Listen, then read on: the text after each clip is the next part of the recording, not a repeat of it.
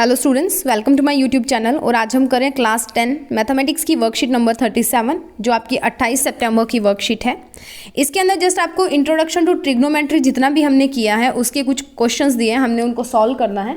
तो कुछ मैं आपको यहाँ पे करवा देती हूँ। दो क्वेश्चंस जो है उनको थोड़ा सा लेंथी है, उनको सॉल्व करना, तो वो हम करेंगे सॉल्यूशंस के ऊपर। तो यहाँ पे देख लेते हैं। फर्स्ट आपको ये बेटा एक ट्रायंगल दिया हुआ है, right the measures of adjacent side, opposite side and hypotenuse of angle A. पहले तो एंगल ए ये रहा, तो इसके बिल्कुल ऑपोजिट साइड कौन सी है, ये। तो ऑपोजिट साइड कितनी आ गई, 3.3।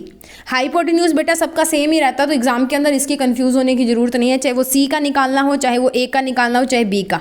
तो आपको ऑपोजिट पता लगी 3.3, हाइपोटेन्यूज तो वही रहता है जो होता है, ठीक है, कोई बदलता नहीं है। तो 4.5 हो गया। सबसे बड़ा जो होता है वो हाइपोटेन्यूज ही रहता है हमेशा, ठीक है। अब बच गई कौन, एडजेसेंट साइड, तो 3 ही बचा है, तो हमने 3 यहाँ पे लिख दिया। थोड़ा सा दिमाग लगा के क्वेश्चन किया करो, ठीक है बच्चे। देख लेते क्वेश्चन नंबर सेकंड को। tan a आपको 3/4 दिया है, आपको sin a multiply cos a निकालना है। जब कुछ दिया नहीं होता तो यहाँ पे मल्टीप्लाई होता है, ठीक है। तो मैंने आपको एक फॉर्मूला कराया था, पंडित बद्री प्रसाद हर हर बोले, ठीक है। ये फॉर्मूला करवाया था बेटा। ये होता है साइन, ये कॉस और ये टेंजेंट। टेंजेंट दिया होने का मतलब p/b आपको दिया है। p की वैल्यू आपको 3 दी है, b की वैल्यू आपको 4 दी है, ठीक है।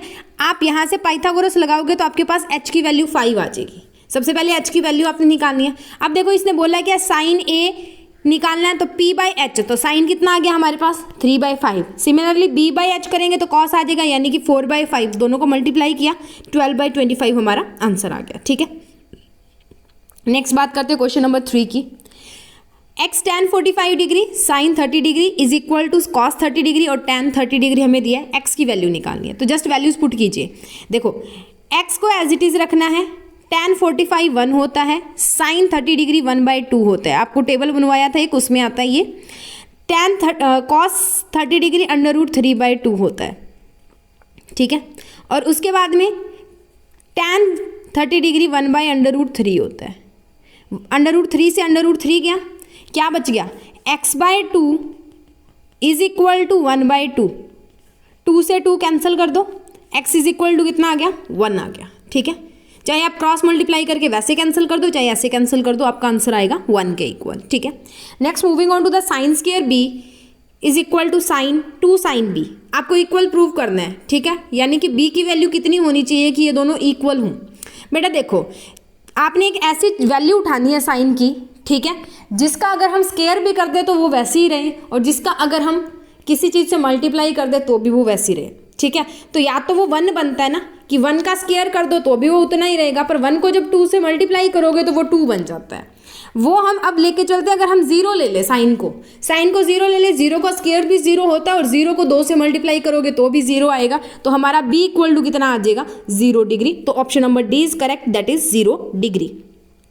Next moving on to the 5th question. 5 tan square a minus 5 secant square a plus 1 is equal to, ये किसके इक्वल होगा। आपने कुछ नहीं करना, ये सीकेंड स्क्वायर a है ना, इसकी जगह पे आपने 1 + tan स्क्वायर a लिख देना है, ठीक है। तो हमारे पास बनेगा 5 tan स्क्वायर a, ठीक है, माइनस का 5 सीकेंड स्क्वायर a की जगह पे 1 + tan स्क्वायर a लिखना है, और प्लस का 1 एज इट इज लिखना है।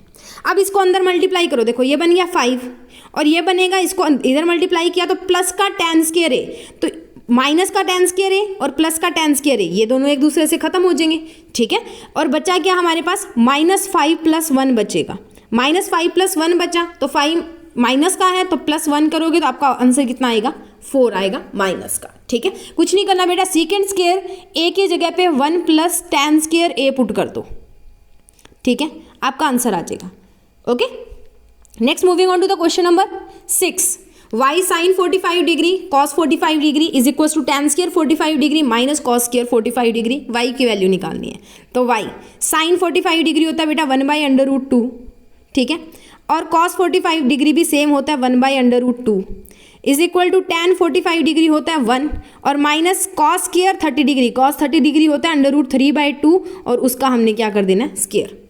तो ये 1/√2 1/√2 बन जाता है 1/2, तो इसको हम लिख देते हैं y/2। इधर बन गया 1, √3 का स्क्वायर करोगे 3 बन जाएगा, और नीचे 2 का स्क्वायर हुआ 4। अब एलसीएम लेके इसको सॉल्व करेंगे तो y/2 एज इट इज रखना है। ये बन गया 4 - 3/4 दैट इज इक्वल टू 1/4। अब ये 2 है, ये 4 है, तो 2 2 जार 4, y की वैल्यू आ गई आपके पास 1/2। ओके, नेक्स्ट साइन ए दिया बेटा, अगेन पंडित बद्री प्रसाद लगा लो, आपने कॉट ए निकालना है, ठीक है, ये हो गया साइन, कॉस और टेंजेंट। साइन ए देने का मतलब क्या है, आपको परपेंडिकुलर दिया हुआ है 1 और हाइपोटेन्यूज आपको दिया हुआ है 2, बेस निकाल लो, बेस आएगा आपका पाइथागोरस लगा के √3, ये आएगा।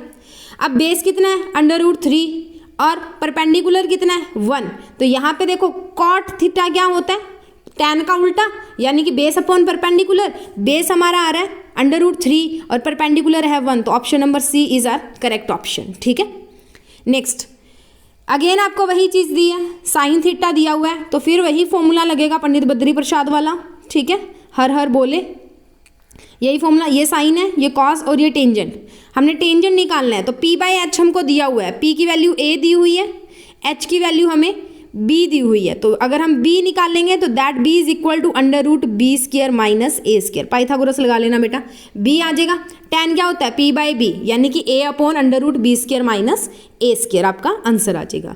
आगे मूव करते हैं नेक्स्ट 2 क्वेश्चंस पे, उनका सॉल्यूशन देख लेते हैं, थोड़े से लेंथी होंगे तो उनको देख लेते हैं क्या करना है, तो मूव करते हैं इनके सॉल्यूशंस पे। क्वेश्चन नंबर 9 का सॉल्यूशन देख लेते हैं। To prove this let us start from LHS, हमने उसकी लेफ्ट हैंड साइड उठाई, that is tan theta plus 2 tan theta, ठीक है, tan थीटा प्लस 2, फिर ब्रैकेट में 2 tan थीटा प्लस 1, हमने क्या किया, इन दोनों को मल्टीप्लाई कर दिया, तो बन गया 2 tan² थीटा, इसको किया तो फिर इसको इससे करेंगे तो tan थीटा, फिर 2 को किया तो 4 tan थीटा और फिर 2 को इससे किया तो 2, ठीक है।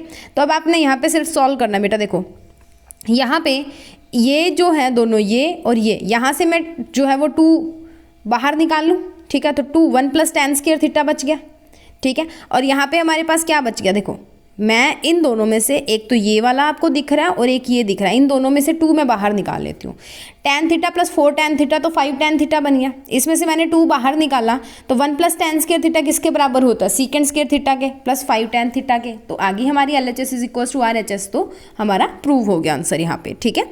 उसके बाद में 10th क्वेश्चन है, prove that 1 + cot² theta divided by 1 + cosecant theta is equals to cosecant theta, ये हमने प्रूव करना था, हमने इसकी भी लेफ्ट हैंड साइड उठाई, 1 + cot² theta divided by 1 + cosecant theta, हमने इसका एलसीएम ले लिया, ठीक है, तो एलसीएम लोगे तो आपके पास ये कुछ चीज़ बन रही है बेटा, मैं इसको दूसरी फॉर्म में लिख देती हूँ, जैसे आप कॉपीज़ पे लिखते हो, ये इस फॉर्म के अंदर हमें दिया हुआ है,